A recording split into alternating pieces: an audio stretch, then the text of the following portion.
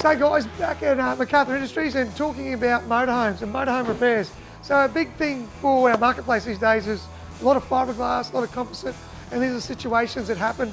And also you can see this one here come in for an insurance job.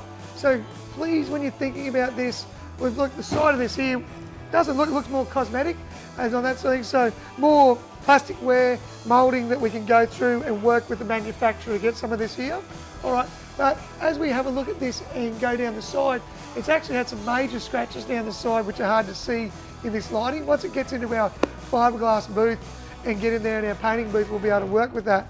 But this side will be complete dismantle, awnings off, windows off, stickers off, decals off, respray, repaint, and there's a fair bit of fiberglass work needs to be done to it. So if you've got a motorhome and you're out there, and I know this is a Jayco, but we work with all manufacturers with this sort of repairs, please think about us. Insurance repairs, refurbishing, make sure you're looking at your van and making sure the gel coat's kept to a point where it's actually not getting too porous, where it's starting to suck into dirty components and stuff like that. We can help you out with any of this stuff. And all your insurance repairs, please jump onto the team.